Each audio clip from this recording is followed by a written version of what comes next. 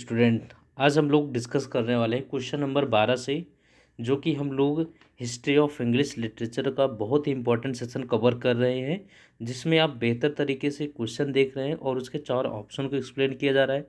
कौन से क्वेश्चन से कौन सा पीरियड रिलेटेड किया जा रहा है ना, रिलेटेड है, ये सारी चीज़ें यहाँ पर एक्सप्लेन की जा रही है डियर। आइए स्टार्ट करते हैं बिना किसी देरी किए हुए, है ना। और ये सेशन बहुत ही यूज़फुल है आपके किसी भी कॉम्पिटिटिव एग्जाम के, अगर टीचिंग लेवल का एग्ज़ाम की प्रिपरेशन कर रहे हो, TGT, PGT, D triple S B, है ना, केबीएस, तो जिसमें आपसे लिटरेचर का पार्ट बहुत ही अहम हो जाता है, या जो लोग अपने पीजी की डिग्री को भी कंप्लीट कर रहे हैं तो उनके लिए भी इम्पोर्टेंट है। तो आइए स्टार्ट करते हैं सेशन को देरी की हुई। चैनल पर नए हो तो सब्सक्राइब कर ले, क्योंकि आपको हमारी जो है इस चैनल बहुत ही बेहतरीन कंटेंट आप तक प्रोवाइड किया जा रहा है। इससे आपको क्या है कि आपका जो है साथ ही साथ प्रीवियस ईयर क्वेश्चन भी देखने को मिल रहा है, और उसका पूरा एक्सप्लेनेशन अगर आप पेन पेपर लेकर के बैठे हैं तो उनको नोट डाउन भी कर सकते हैं। स्टार्ट करते हैं। कह रहा है question number 12, the first pastoral romance in English is. Pastoral romance English में पूछा गया है, वो कौन सा है? वो कौन है भाई? First pastoral romance in English is, तो वो कौन सा है? वो सिडनीज का आर्केडिया है। पहला ये जो ऑप्शन आपको देखने को मिल रहा है, आंसर आपको अगर आपके सामने नज़र आ रहा होगा तो ऑप्शन बी है। तो आपको ये लग रहा होगा सर ऑप्शन तो है ही है सामने, मैं आंसर कर सकता हूँ। ठीक है, आप आराम से कर सकते हैं, लेकिन अब सिडनी के आर्केडिया को एक्सप्लेन करना है, वो चीज़ें आपको समझना है। कैसे समझेंगे मैं यहाँ पर डिफाइन कर रहा हूँ, है ना डियर। चलिए यहाँ पे देखिए, बात को समझिएगा। सिडनी का आर्केडिया है ना, सर फिलिप सिडनी इनका पूरा नाम है। ये 16th सेंचुरी के राइटर है। कब के राइटर हैं? 16th सेंचुरी के राइटर हैं। और ये पास्टोरल रोमांस जो है इनका एक है इंग्लिश में, जो है आर्केडिया, है ना, जिसका टाइटल है आर्केडिया, है ना, इनका टाइटल है। तो ये चीज़ ध्यान रखना डियर। और इसे जो है और एक नाम से जाना जाता है, the countess of Pembroke Arcadia, है ना, ये ध्यान रखना। इनको एक और नाम से जाना जाता है, the countess of Pembroke's Arcadia, है ना। ये फिलिप सिडनी के द्वारा लिखा गया, ठीक है डियर। अब एक बात ध्यान रखना कि first pastoral romance in English is Arcadia है। अब इसका जो ओरिजिनल टाइटल है आर्केडिया का, वो है the countess the countess of Pembroke's Arcadia. अब ये 16th सेंचुरी के राइटर सर फिलिप सिडनी के द्वारा लिखा गया है। अब ये पास्टोरल रोमांस जो इन्वेंट किया गया है, ये कहाँ से इन्वेंट किया गया है, ये आपको ध्यान रखना है। तो ये इन्वेंट किया गया है एक इटालियन राइटर, जो आपके सर फिलिप सिडनी है, वो इटालियन राइटर है कि नहीं? ध्यान रखना, इटालियन राइटर है, ठीक है डियर, इटालियन राइटर है। और ये किससे इंस्पायर्ड होकर के लिखे हैं? तो ये इंस्पायर्ड होकर के डेफिन्स एंड क्लो, ध्यान रखना, डेफिन्स, मैं यहाँ नाम लिख दे रहा हूँ, नाम लिख दे रहा हूँ डियर, ध्यान रखना। डेफिन्स है ना, DAPHNIS, डेफिन्स एंड क्लो, CHLOE, इनसे प्रेरित होकर के इन्होंने जो है the countess of Pembroke's Arcadia लिखे हैं। अब पास्टोरल रोमांस का मतलब क्या है डियर? इसमें जो है रोमांस मिक्स्ड होता है, किससे? पास्टोरल पोएम से, with fictional narrative in prose, है ना। यानी कि प्रोज में जो है पास्टोरल पोएम्स और फिक्शनल नैरेटिव क्या किया जाता है? मिक्स करके बनाया जाता है। इसे हम पास्टोरल रोमांस कहते हैं, ठीक है डियर, समझ में आ गया ना। तो यहाँ पर तो ये भी इम्पोर्टेंट है कि ये कहाँ से कहाँ के राइटर लिखे हैं? इटालियन के, है ना।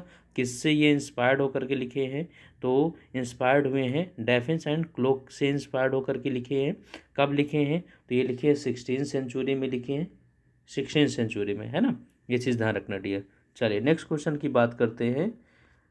Dryden in his essay on dramatic poesy, ये भी अच्छा क्वेश्चन है। ड्राइडन का एसे ऑन ड्रामेटिक पोजे, है ना, पोजे डज नॉट डिबेट ऑन, किस पर बात नहीं करता? ड्राइडन का एसे ऑन पोजे।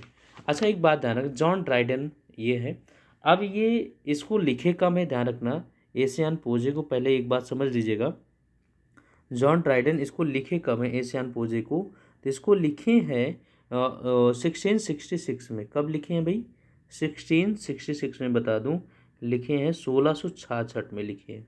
अब पब्लिश कब हुआ है ना, पब्लिश कब हुआ है? तो पब्लिश हुआ है 16 1868 में। ध्यान रखना डियर, ये पब्लिश है और ये रिटन है ना, तो ये चीज़ है।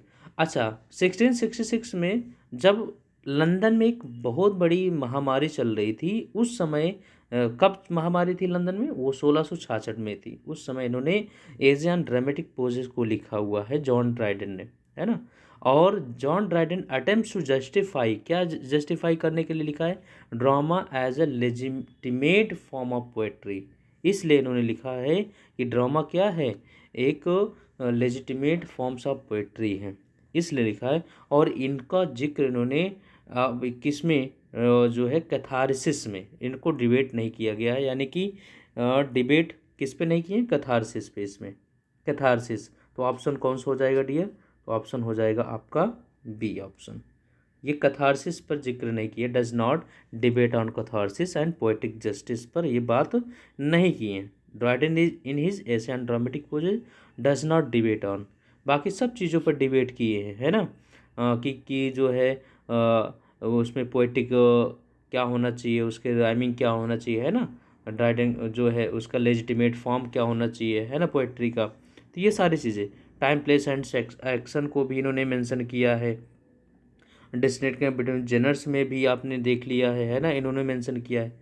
राइमिंग एंड ड्रामा का भी यूज़ किया है, लेकिन इन्होंने कैथारसिस एंड पोएटिक जस्टिस पर बात नहीं की है। अब ये कैथारसिस क्या है, कैथारसिस कह सकते हैं, कैथारसिस ये टर्म है, एक टर्म क्या है डियर, ध्यान रखना। मैं कैथारसिस को भी थोड़ा सा एक्सप्लेन कर दूं। कैथारसिस एक टर्म है जो कि एरिस्टोटल के द्वारा क्वाइन किया गया। किसके द्वारा क्वाइन किया गया डियर, एरिस्टोटल के द्वारा कॉइन किया गया है कैथारसिस, एरिस्टोटल के द्वारा, एरिस्टोटल के द्वारा कॉइन किया गया है कैथारसिस, है ना।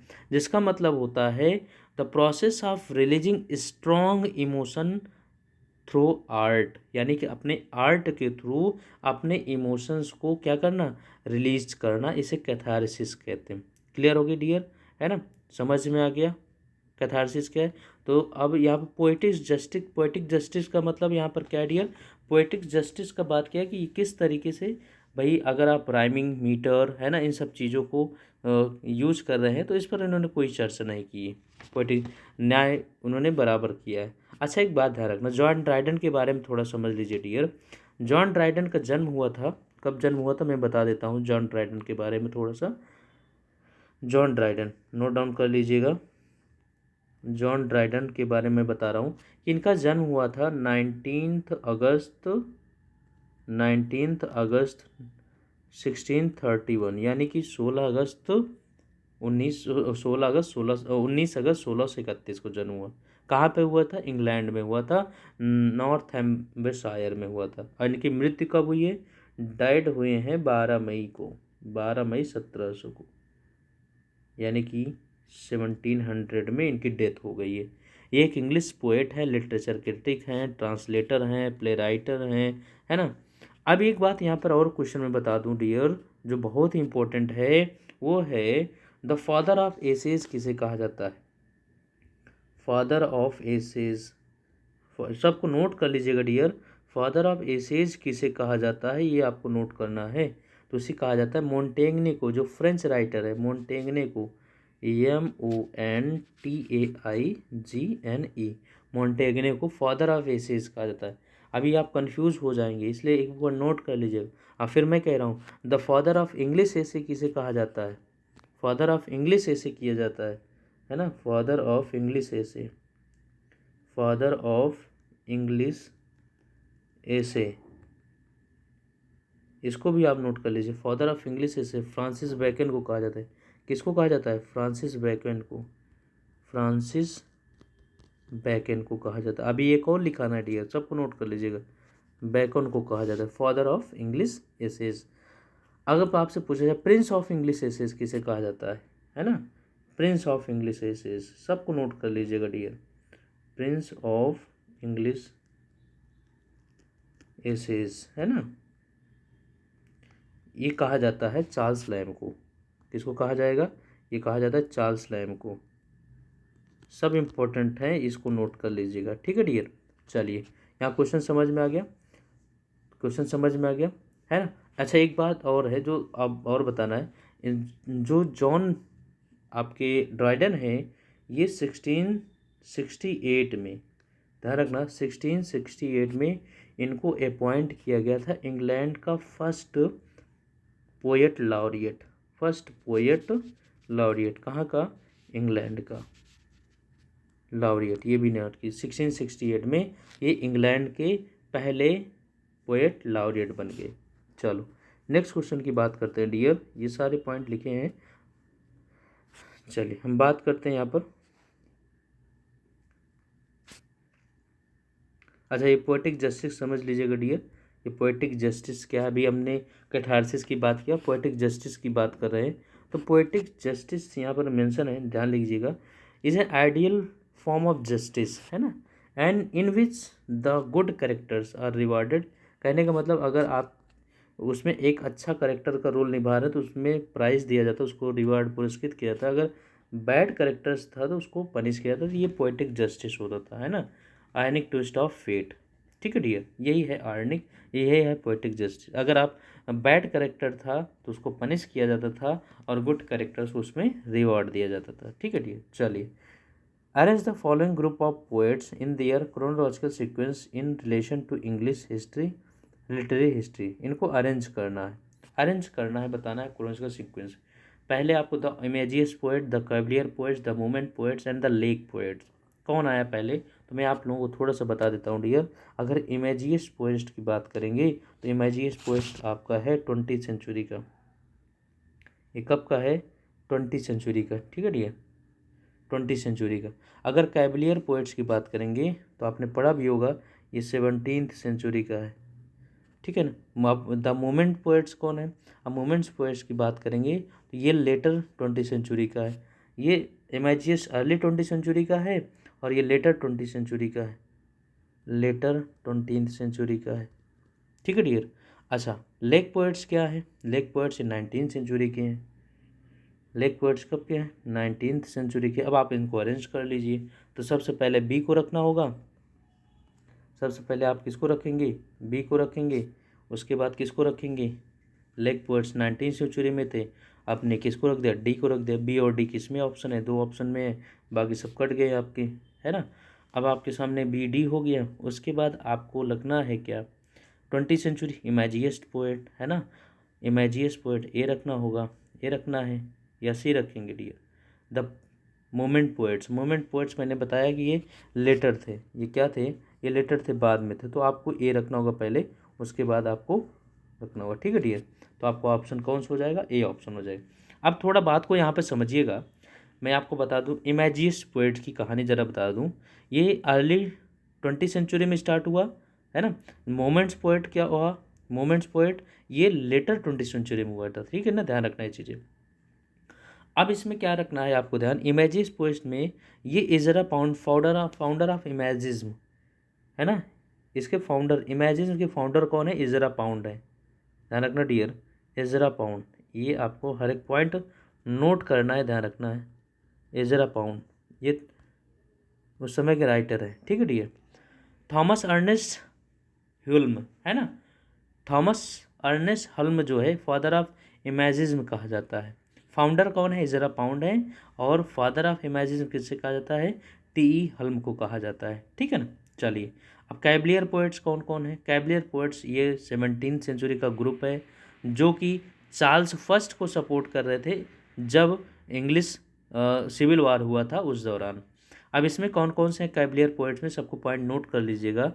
यहाँ पर मैं बता दूँ, रॉबर्ट हेनरिक है कैवलियर पोएट में, है ना, रॉबर्ट हेनरिक है, रॉबर्ट हेनरिक है ना, हेरिक है, रॉबर्ट हेरिक है, ये पहले हो गए। ठीक है। दूसरे रिचर्ड लावलेस है, मैंने यहाँ लिख दिया, रिचर्ड लावलेस है, लावलेस है, ये कैवलियर पोएट में लिखा रहा हूँ। थॉमस क्रू है, ये नोट कर लीजिएगा, थॉमस क्रू है। ठीक है।